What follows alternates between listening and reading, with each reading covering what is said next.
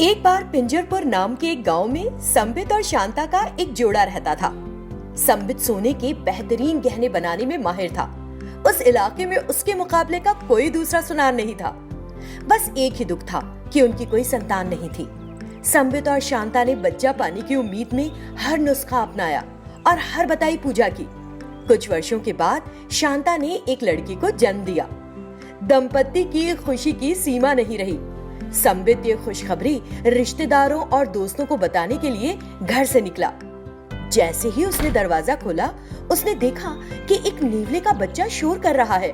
संबित ने उसे भगाने की बहुत कोशिश की, लेकिन वो नहीं भागा। संबित ने इसे ईश्वर की मर्जी समझा। फिर उसने उसे पाल लिया। संबित और शांता नेवले के बच्चे को भी उतने ही प्यार से पालने लगे जैसे अपने बच्चे को पाल रहे थे। आसपास के लोग कहते, संबित, तुम अपने ही बेटी की तरह एक नेवले के बच्चे को पाल रहे हो। संबित और शांता अपने बच्चे को हर पल निहारा करते। शादी के इतने सालों बाद, इतनी मन्नतों के बाद जो हुआ था। एक दिन शांता अपनी पड़ोसन के साथ नदी पर जा रही थी। गांव की औरतें कपड़े नदी पर ले जाकर धोया करती थी। जाते वक्त उसने संबित से कहा, सुनिए, मैं कपड़े धोने जा रही हूँ, मुझे देर हो सकती है। हमारे बच्चे को देखते रहना, उसके पालने के पास ही बैठना। उधर शांता गई और इधर जमींदार का संदेशा आ गया। संबित, जमींदार ने मुझे आपको अपने साथ लाने के लिए कहा है। उनकी बेटी की शादी तय हो गई है। शादी 1 हफ्ते में ही है। वे कुछ गहने बनवाना चाहते थे आपसे। चलिए मेरे साथ। संबित मुश्किल में पड़ गया कि बच्चे को किसके पास छोड़कर जाए। शांता अभी घर पर नहीं थी। उसके आने में कम से कम 2 घंटे तो लगेंगे। उधर तुरंत न जाने पर जमींदार नाराज हो जाएगा। कई तरह से सोचने के बाद उसने जाने का फैसला किया। संबित ने पालने में सो रहे अपने बच्चे की जिम्मेदारी उस नेवले को सौंपी। उसने घर का दरवाजा बंद कर दिया और जमींदार के घर चला गया। बच्चा आराम से सो रहा था।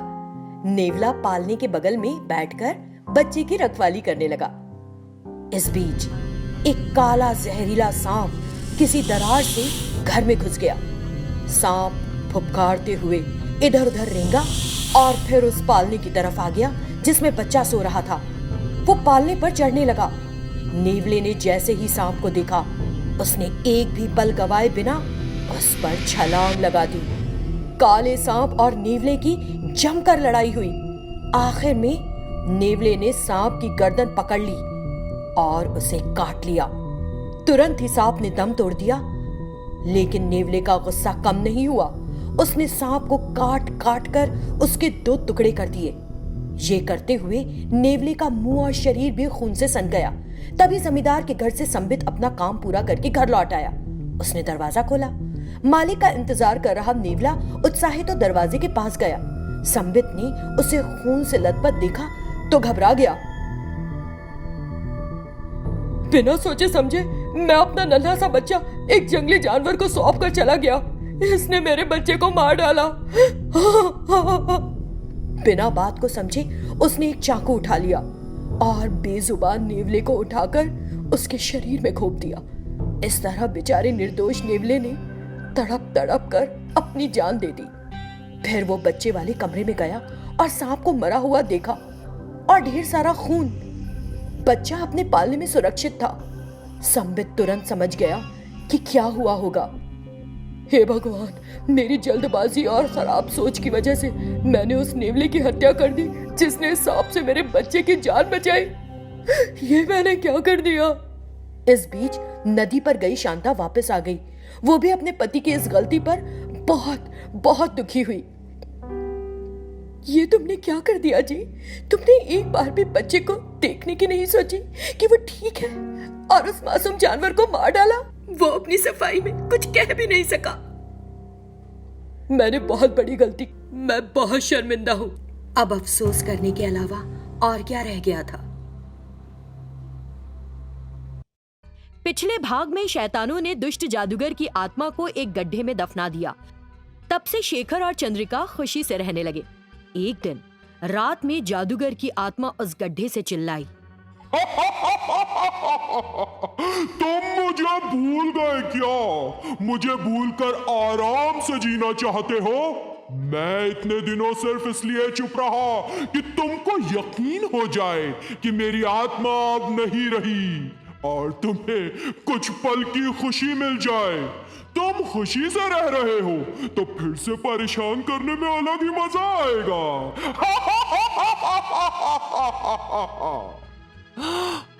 जादूगर का अट्टाहस सुनकर शेखर ने चंद्रिका से कहा, चंद्रिका, मैंने सोचा था कि वो खत्म हो जाएगा, लेकिन वो फिर से वहां से चिल्ला रहा है। क्या होगा अब? वो वहां से इस तरह चिल्लाने के अलावा और कुछ नहीं कर सकता। हमारा कुछ बिगाड़ने के लिए उसे पहले उस गड्ढे से बाहर आना पड़ेगा। नहीं, उसे कभी बाहर नहीं आना चाहिए। उसे वहीं उसी गड्ढे में रहना होगा। मैं उस पर एक कब्र बना दूंगा।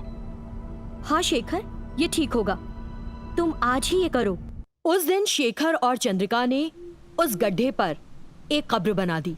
तभी उस जादूगर की आत्मा बोल पड़ी, शेखर, तुम जो कर सकते हो करो, लेकिन मैं एक दिन इस गड्ढे से बाहर जरूर आऊंगा। हमें अब यहाँ नहीं रहना चाहिए। यहाँ रहकर उसकी हर पल की यातना को नहीं सहन कर पाएंगे। बात तो ठीक है शेखर, लेकिन हम जाएंगे कहाँ? अपना घर और ये गांव छोड़कर? किस्मत जहाँ ले जाए चंद्रिका, लेकिन इस गांव को आज ही छोड़ देंगे। तुम जैसा ठीक समझो। उस रात शेखर और चंद्रिका ने उस गांव को छोड़ दिया। रास्ते में शैतानों के मुखिया ने उन्हें देखा। अरे, रात के समय आप दोनों कहाँ जा रहे हो? तब शेखर ने मुखिया को सारी बात बता डाली। देखो शेखर, उस जादूगर की आत्मा तब तक बाहर नहीं आ सकती जब तक कि कोई उस कब्र को नष्ट ना कर दे और उस गड्ढे को खोदे। अब आप अपना घर बंद करके आ गए हैं, तब ठीक है। हाँ, हमने भी यही सोचा और गांव को छोड़ दिया। आपको कहीं और क्यों जाना है? हमारे साथ भी आराम से रह सकते हैं। आपको डरने की कोई जरूरत नहीं होगी। शेखर ने कुछ देर सोचा और राजी हो गया। तब शेखर और चंद्रिका उस स्थान पर गए जहां शैतान रहते थे। सभी शैतानों ने चंद्रिका को पति के साथ आया देखा तो बड़े खुश हुए। फौरन चंद्रिका एक शैतान में बदल गई। अब मैं कितनी खुश हूँ। एक इंसान के रूप में रहते हुए मुझे उकताहट होती थी। मैं इस शैतान रूप में बहुत सहज हूँ। यहाँ तो ठीक है चंद्रिका। अगर हमारे गांव का कोई नया व्यक्ति तुमको ऐसे देख लेगा तो डर ही जाएगा और दौड़ लगा देगा। ये सुनकर सभी शैतान भी हंस पड़े। तब से शेखर भी उस जगह पर उन शैतानों के साथ रहने लगा। शेखर को वो माहौल और उन शैतानों का आतिथ्य बहुत पसंद आया। चंद्रिका भी खुश महसूस करती थी कि उसका पति उसके परिवार के साथ रह रहा है और वे सुकून से रहने लगे। 6वें भाग में शेखर और चंद्रिका ने जादूगर की आत्मा जिस गड्ढे में कैद की थी उस पर एक कब्र बना दी और अपने घर को बंद करके वहां से चले गए। तब से वो शैतानों के साथ खुशी से रह रहे थे। लेकिन उनकी बदकिस्मती उन्हें वहां भी शांति से नहीं रहने देने वाली थी। हमें कहां पता होता है किस्मत हमारे जीवन में क्या मोड़ लाएगी। शेखर और चंद्रिका के जीवन में एक भयानक मोड़ आने वाला था। यानी शेखर ने अपना घर बंद कर दिया था और चंद्रिका के साथ जंगल में चला आया। कई दिनों के बाद मल्लेश नाम का एक चोर शेखर के घर के पास आया। मैं कई दिनों से इस घर को देख रहा हूँ। मैं इसके दरवाजे का ताला तोड़कर सारा पैसा, सोना और बाकी चीजें इस घर से निकाल लेता हूँ। उसने ताला तोड़ा और घर में घुस गया। पूरे घर की तलाशी ली, लेकिन उसे ना तो पैसे मिले और ना ही सोना। हाँ, मुझे तो यहाँ एक कौड़ी भी नहीं मिली। तभी उसने कब्र से एक आवाज सुनी। आ जाओ, मैं दूंगा तुम्हें पैसे। इधर आओ, इस कब्र को तोड़ो। कौन है ये? कौन बोल रहा है? पैसे चाहिए तो इस कब्र को तोड़ दो और नहीं तो यहाँ से तुरंत चले जाओ। क्या करोगे अब तुम कौन हो? इस कब्र में क्यों घुसे? क्या तुम शैतान हो? अरे पहले इस कब्र को तोड़ और मुझे बाहर आने दे, पैसे भी दूंगा। तोड़, जल्दी तोड़, निकाल मुझे। मल्लेश पैसे का लालची हो गया, दिमाग से काम नहीं लिया और कब्र तोड़ दी। उसी पल उस जादूगर की आत्मा उस कब्र से बाहर आ गई और मल्लेश के शरीर में घुस गई। अगले दिन मल्लेश ने उस गांव में रहने वाले लोगों से कहा, इस गांव में कुछ खतरनाक होने वाला है। इस गांव को जिस परिवार ने छोड़ा है, ये उसकी हरकत है।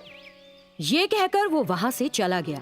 उसकी बात सुनकर ग्रामीणों ने एक दूसरे से कहा, वो कौन था? यहाँ क्यों आया था? वो कह रहा था कि हमारे गांव में कुछ खतरनाक होने वाला है। कोई पागल था शायद। उन्होंने मल्लेश की कही बातों पर ध्यान नहीं दिया। लेकिन कुछ दिनों के बाद सच में एक अज्ञात बीमारी ने उस गांव के लोगों को घेर लिया। ग्रामीण डर गए। तब ग्राम प्रधान ने उन ग्रामीणों से कहा, कुछ दिन पहले एक आदमी कहकर गया था कि हमारे गांव में कुछ खतरनाक होने वाला है, और कुछ दिन बाद से ही हमारे ग्रामीण एक अजीब बीमारी से पीड़ित हैं। तब ग्रामीणों में से एक मनोज ने उनसे कहा, उसने तो ये भी कहा था कि ये एक परिवार की हरकत है जिसने हमारे गांव को छोड़ दिया है। ग्राम प्रधान ने कुछ देर सोचा और कहा, इस गांव से कौन गया है? हाँ, चंद्रिका और शेखर, है ना? हाँ, लेकिन वो ऐसा क्यों करेंगे? उन्होंने बिना किसी को बताए एक रात इस गांव को क्यों छोड़ दिया? ये बात अभी तक रहस्य है। लेकिन जो परिवार हमेशा हम सबका भला करता रहा है, वो बुरा क्यों चाहेगा? लेकिन वे गए कहां? फिर ग्राम प्रधान और कुछ ग्रामीणों ने चंद्रिका और शेखर की तलाश शुरू कर दी। ग्राम प्रधान को पता चला कि वे जंगल में शैतानों के साथ रह रहे हैं, तो वे वहां गए। तब ग्राम प्रधान ने शेखर से कहा, देखो शेखर, मुझे नहीं पता तुम इस बारे में जानते हो या नहीं, पूरी बात सुनो। क्या हुआ ग्राम प्रधान जी? गांव में सब ठीक तो है ना?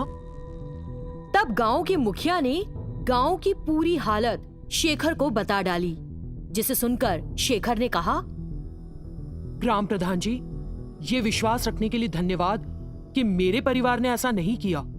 इसी बीच चंद्रिका वहां आई और उसने ग्राम प्रधान जी से कहा, प्रधान जी, ये जानकर भी कि मैं एक शैतान हूँ, उन सभी ग्रामीणों ने कितना प्यार दिया और मेरा ध्यान रखा।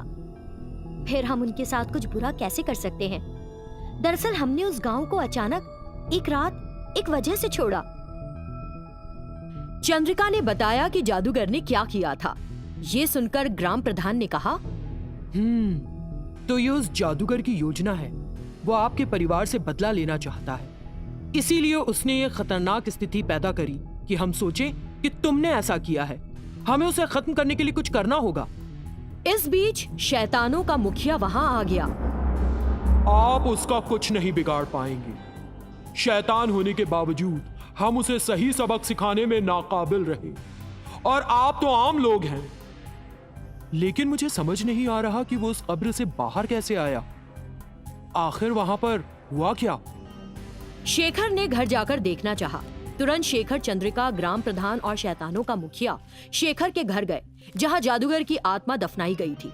उस घर का ताला टूटा पड़ा था और कब्र अंदर धसी पड़ी थी, जिसे देखकर शेखर ने कहा, किसी ने इस कब्र को तोड़ दिया। जादूगर की आत्मा ने उस व्यक्ति पर काबू कर लिया होगा। हमें जानना होगा कि वो कौन है, कहाँ है। फिर उन सब ने मिलकर उस व्यक्ति को खोजना शुरू कर दिया जिस पर जादूगर ने कब्जा कर लिया था। अगले भाग में देखेंगे कि फिर क्या हुआ।